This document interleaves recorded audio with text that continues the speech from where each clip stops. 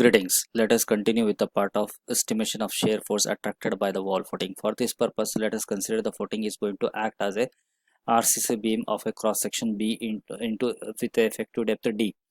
Now, we'll consider a critical section which is at an effective depth from the edge of the column running parallel to the length of the footing. The shear force attracted at the section X is given by the relation Q dash is equals to B minus D divided by 2 minus the one effective depth, means the net force which is acting up to a length X with reference to the section XX. The shear force which is estimated from this relationship should not produce a shear stress which exceeds the shear stress capacity of the footing material. If it exceeds the shear stress capacity of footing material, then we have to take a special care for the cross sectional detail, or we have to provide additional elements to resist this shear, like we can say shear reinforcement. In case of the concrete, this relationship is given as tau V is equals to V divided by B into D, which is equals to K times of tau C, where V is the applied shear or attracted shear by the footing divided by B into D. B is the width of your wall footing multiplied by D is the effective depth of your wall footing, which equals to K into tau C. K constant depends upon the span ratios of the footing, whereas tau C is depending upon the characteristic strength of the concrete, which is under reference. Now, if you substitute the value with in the above empirical equation, we get V equals to 357.14 in bracket 2.1 minus 0.3 divided by 2 minus 1 effective depth. We get a relation V equals to 357.14 in bracket 0.9 minus D. Now, let us go to the second counterpart of this equation, that is the shear stress capacity of the material. Here the material used is M20 concrete, that's why the shear stress capacity of M20 concrete is estimated as tau V equals to tau V is equals to 0.16 under root of FCK. I am going to discuss here about the maximum value, which has been, this empirical equation has been suggested by IS 456, where he says FCK corresponds to the characteristic strength of the concrete at 28 days, and for M20 concrete it should be 20. That's why I will substitute here 0.16 under root of 20, which comes out to be work out to be 0.715 MPa. Now, equating these two strength, we can make a balance between the demand and the capacity. The demand is the applied force, the stress developed due to the applied force, and the capacity is the shear stress carrying capacity of your material. So here if I substitute tau V is equals to V divided by B into D, I will have a relation 357.14 in bracket 0.9 minus D into 10 raised to 3. Why I have to write here 10 raised to 3 here? Because we have to consider the units should be equal. So here shear force should be converted into Newton. That's why I have multiplied by 10 raised to 3 divided by B into D. B is the width of the footing 2100 multiplied by D is the effective depth. Now, if I substitute all the values and equate both the equation, from that the resultant D value work out to be 0.896 meter. Now, at this stage, I have two values of D effective depth requirement. One is from the flexure and the second is from the shear. So, I will adopt the higher one. Okay, hence adopt higher value D equals to 0.90. Now, based on this higher value, I will find out the requirement related to reinforcement, that we call the rebar requirement. So for working stress method, we have a relation AST equals to M divided by sigma ST into J into D. I will substitute individual values here. We know bending moment, which is equals to 144.64 kilonewton per kilonewton meter. I have converted into Newton mm by multiplying the factor 10 raised to 6 divided by 230 is the tensile strength of your rebar. In this case, the grade of steel is given is 415. So the tensile stress will work out to be 230 multiplied by the lever arm constant, that is 0.60. J equals to 1 minus K by 3 multiplied by 900. 900 is nothing but the higher depth, effective depth, which we are adopted, which work out to be 766.38 mm square. Now, once I got the area of reinforcement, I will think how this area of reinforcement has to be placed in the footing. This reinforcement has to play along the length. That's why I am interested to know what should be the distribution spacing of that reinforcement. For that, let us consider one diameter which I desire to provide as an reinforcement. So here I am decided that 12 mm diameter bar I am going to provide as an reinforcement here. So spacing can be worked out as the area of one bar divided by total area of the rebar multiplied by the span. Now here span, I don't know what is the length of the footing, so what I will work out for per meter length what is the spacing requirement. So one area of one bar of 12 mm square work out to be 133.06, and the required area for the resisting applied moment is 766.38. Then multiply by the per meter length 1000, that is the distribution length. I am going to get the spacing about 147.5 mm. If I provide a round up value to this, there may be two chances. I will go for 145, the smaller one, and 150 for the larger one. If I go towards a smaller one, the requirement of steel will be somewhat higher, because I am going to reduce the space. My requirement of steel will be more. If I go round up towards the higher side, then requirement of steel will be lower. So IS code says about your section should be under reinforced. So I will provide a spacing which is slightly higher than the requirement. Hence provide 12 mm by about 150 mm center to center. Likewise, we have completed the total detail design of the footing, which include both the parts, RCC design as well as the geotechnical design parameter. In case of geotechnical, we require only to find out the cross section with reference to geometric and soil parameter, but the design, it's a part of interest. Now I have elaborated this towards a complete solution. Okay, now let us move towards the second part of this part. As we have done one numerical with a full proof justification, I suppose that you people will work on the statement which is displayed here in this numerical, and will submit it as an assignment work.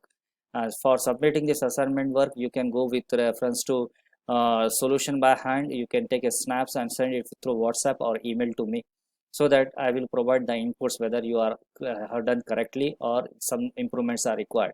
I suppose that all of you will work on it, and I will get a huge response for this assignment.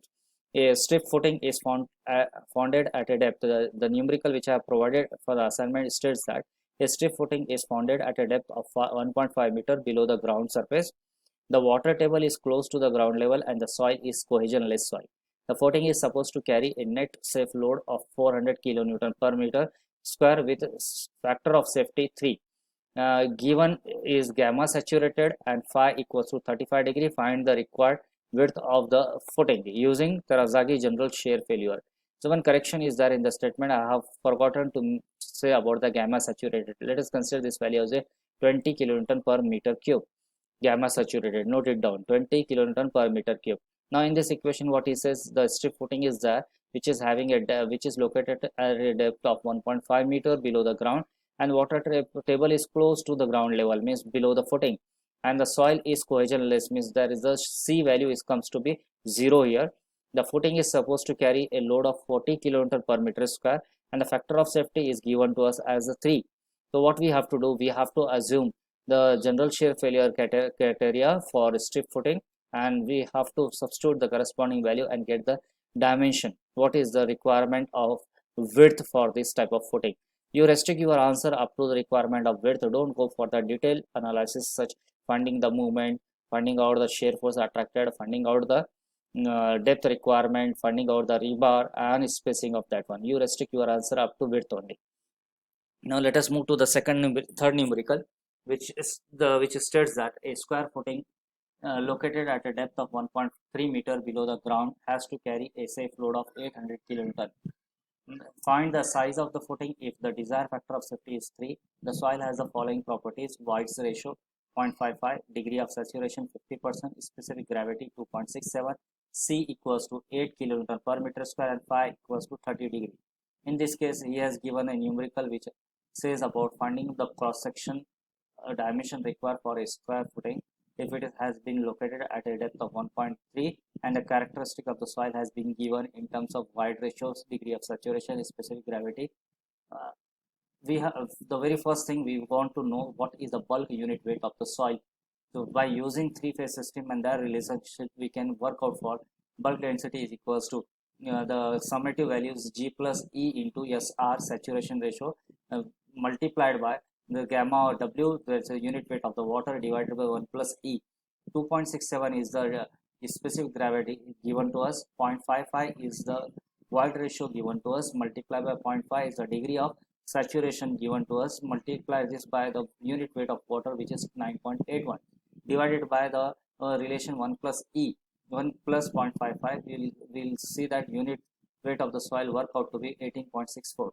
Now since phi is given to us, phi is 30 degree, using Terazaghi relation for general general shear failure, we can find out the coefficients like NC equals to 37.2, NQ is equals to 22.5, and N gamma equals to 19.7. Now, after substituting all this value in the equation, the empirical equation suggested for the square footing 1 upon f, 1 upon f is the factor of safety in bracket 1.3 into C NC plus gamma into D NQ minus 1 RW1 plus 0.4 gamma B N gamma RW2 bracket close plus gamma into D. Now this is the effective surcharge gamma into D, effective surcharge value RW and RW1. Since water table, the water table is not given to us, let us consider the water table is at a sufficient depth, which will not have interference effects on the bearing capacity of the soil. F is given to us, F is about 3. I will substitute individual value. After substituting the individual values, where we know the depth is given to us 1.3, but width is not known to me, I will get a resultant equation in terms of width, which is Q is equals to 325.17 plus 48.96 B. Let us say this is equation 1, which is due to the internal capacity of the soil. Let us say this is the capacity which I want to define. Now on the counterpart, what is the counterpart here? The load is applied on the footing. There is a demand on the footing.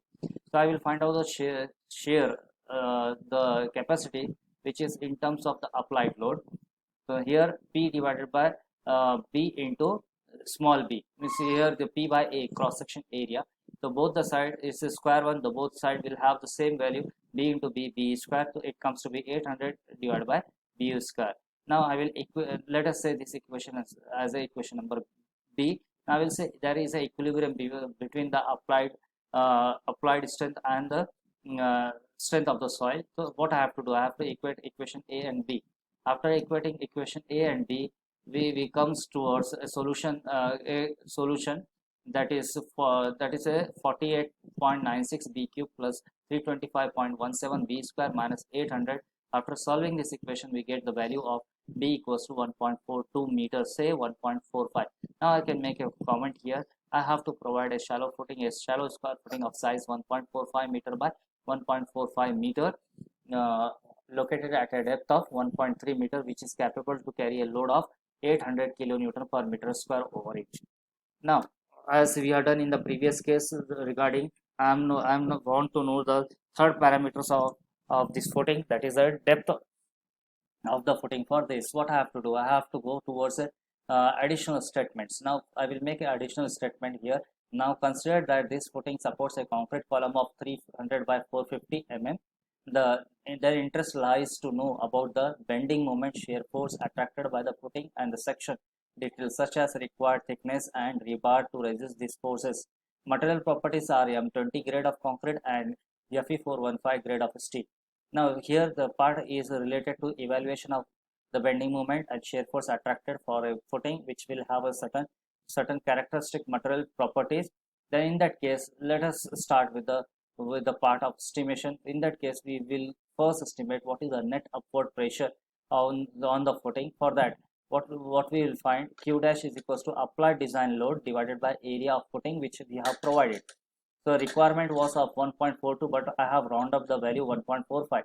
That's why I will use the provided area as 1.45 by 1.45. So if I take a relation from this, I will get that net intensity which is acting on the footing in upward direction is 380.50 kilonewton per meter. Now I'm interested to know what is the bending moment attracted by this footing. For this case, what we have to decide, where will be the critical section where the bending moment will have its maximum value. It's generally appear at the junction of the column and the your footing. So here we have two critical section. One is going to be along the width and one is going to be along the length. Since cross section of the column is different, I will say it is given to us 300 by 450. Let us say A is the width of the column and B is the depth of the column. So we'll continue this numerical in next session because the time limits is going to be complete here.